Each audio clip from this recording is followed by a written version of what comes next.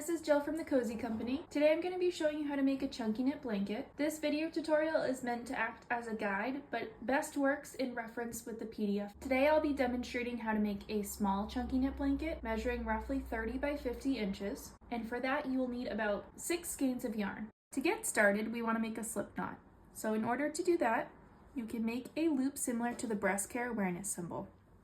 Now we want the tail, the end of our yarn, on top, while our working yarn, the yarn that's attached to a ball of yarn, on the bottom. We're going to take our working yarn, the yarn that's attached to our ball of yarn, and we're going to put it up and through that loop. We're going to grab it with one hand and pull down on that tail at the same time to tighten. Now your loop size is going to determine the tightness of your blanket. The larger your loops, the wholier your blanket will be, and the smaller the loops, the tighter knit your blanket will be. There's really no right or wrong, it's all personal preference. I personally prefer a tighter knit blanket that doesn't show the physical holes. So my loop sizes for my foundation chain will be about 3 fingers wide. To make your foundation chain, you're going to take your thumb and your pointer. You're going to put it through that loop. We're going to grab and pinch that working yarn, and we're going to pull up a new loop the same size. Once we've done that, we're going to do the same thing through our new loop. We're going to take our thumb and our pointer, we're going to put it through this loop, grab and pinch that working yarn to pull up another new loop. So we've just chained on 2. To make a 30-inch wide blanket, I recommend chaining on about 26. So since we've already done 2, we are going to do 24 more. 3, 4, 5, 6, 7, 8, 9, 10, 11, 12, 13, 14, 15, 16, 17, 18, 19, 20, 21, 22, 23, 24, 25, 26. So we now have chained on 26 loops. What you should be seeing is a braid or a chain. If you lost count of how many loops you've done, you can count by simply looking at these top bumps of your foundation chain.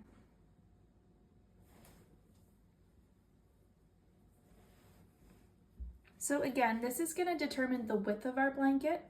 If you'd like to make a wider blanket, by all means go ahead and do more, and you can refer to the PDF on how many loops that you should cast on. The next step we're going to be working on is the length of our blanket. So we want to have the very last loop that we just pulled up facing away from us, and we are going to be working back towards this way. So the bumps in our foundation chain that I referenced before that you can count is actually where we're going to be working from. So as you can see here, this is the last loop that I pulled up. I'm going to find the very next bump in my foundation chain, which is right here.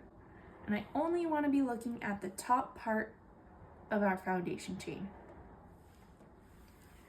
I'm going to take my working yarn, the yarn that's attached to my ball of yarn, and through that top foundation chain, I'm going to put my thumb and my pointer through, and I'm going to grab and pinch the working yarn, pulling it from the back towards the front to pull up a new loop the same exact size. So now it looks like I have 2 bunny ears. Then I'm going to go to my very next bump in my foundation chain, and I'm going to do the same thing. I'm going to put my thumb and my pointer through. I'm going to grab and pinch that working yarn to pull up a new loop the same size. We're going to continue doing that all the way down through our foundation chain. So at the end, we should have 26 loops. So we've just done 3, 4, 5, 6, 7, 8, 9, 10, 11, 12, 13, 14, 15, 16, 17, 18, 19, 20, 21, 22, 23, 24, 25, 26. So we've just completed our second row of our blanket, and what we should be seeing is our foundation chain with a bunch of loops sticking up. Now the next step we're going to do is the step we're going to do over and over again until we're ready to attach a new ball of yarn. So how this differs from normal knitting or crochet is we are never going to flip our work, meaning we're never going to take our work and flip it like this. We always want our blanket to be laying flat on the table, and we're simply just going to be working back and forth.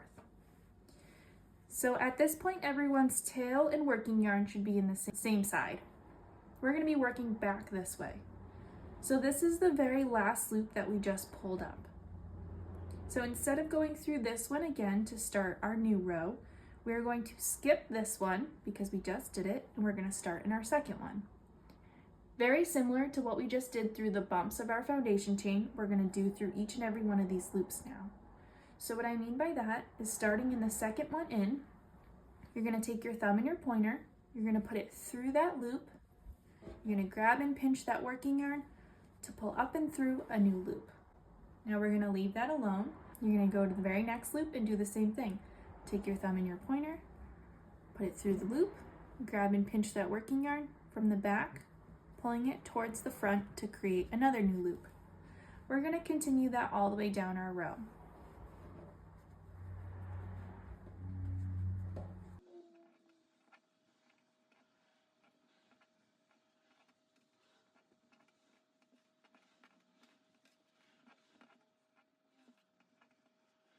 Now as I'm approaching the end of my row, you will see that I have this loop that's hanging sideways.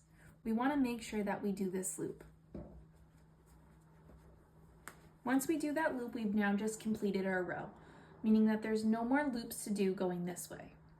So we're going to start a new row and we're going to start working this way. So again, because this is the very last loop that we pulled up, instead of starting in this loop for our new row, we're going to go right into our second one. So again, I'm going to take my thumb and my pointer. I'm going to put it through that loop. I'm going to grab and pinch that working yarn from behind to pull up another loop. We're going to continue that process throughout the rest of our blanket until we're ready to close off our blanket. Now it's really important that when you are making your blanket, to grab your working yarn as close to the previous loop as possible.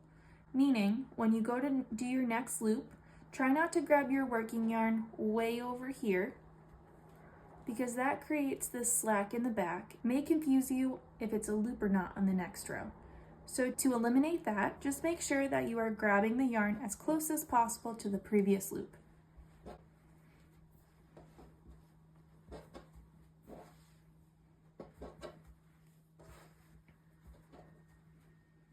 So we are going to continue this process of knitting through these loops, going back and forth until you're ready to attach a new ball of yarn.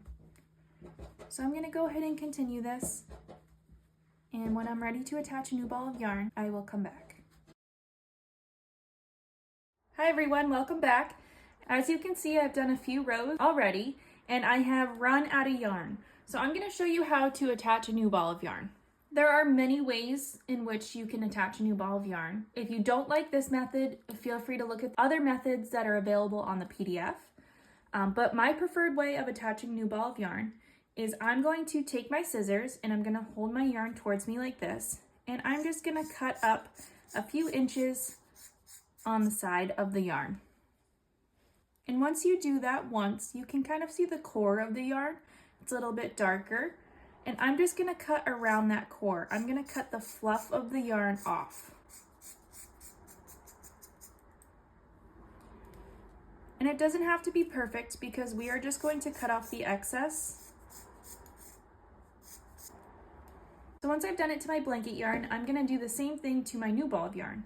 I'm going to take my scissors and I'm going to cut up a few inches. And once I do that once, I can see the core of the yarn. and I'm just going to cut up around that core.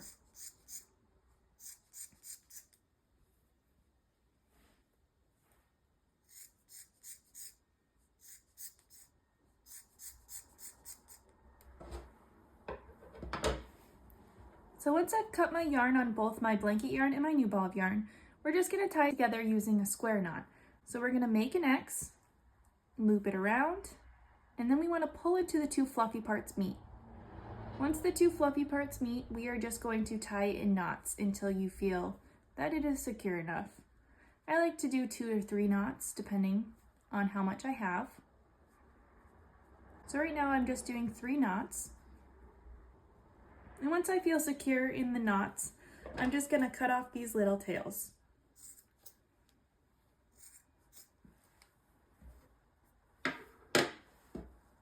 So now that we've attached a new ball of yarn, we're just going to continue on making our blanket like normal.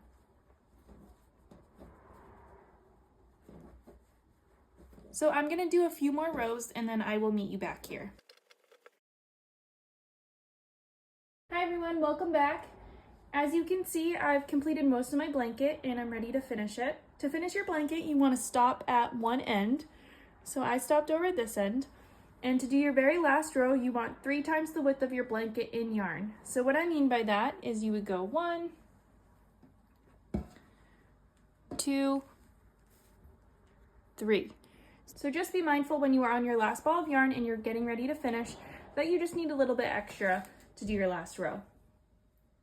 So to do your last row, usually we would skip this first loop, but we are going to go ahead and do a loop in the very first and a loop in the second, just like normal. We want to take the first loop that we did and we want to put it over the second loop. Then we're going to add a loop just like normal, and we're going to do the first loop over the second loop. Add a loop just like normal, first loop over the second loop. So we're only working with 2 loops at a time, and we're working to close off our loops this way instead of going up. Now, if you feel like the tension is becoming too much in your last row, feel free to make these loops a little bit bigger. But we're going to continue doing this 2-step process all the way down. So add a loop, first loop, over second loop.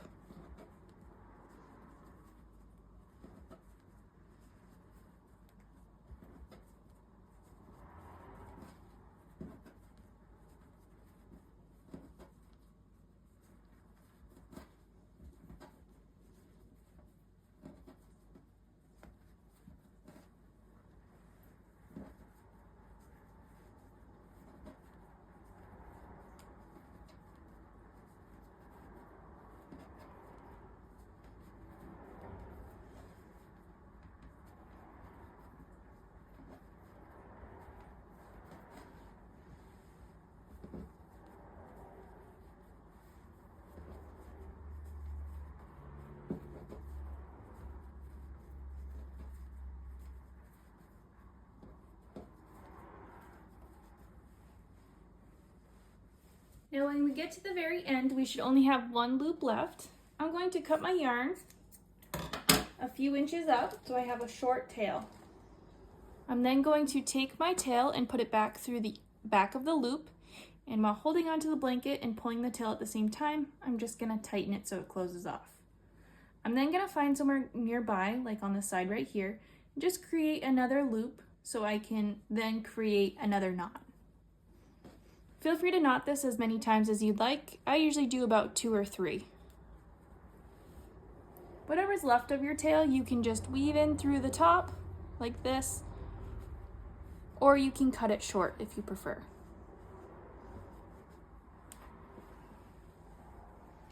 And there you are. Now you have a chunky knit blanket that you made all by yourself.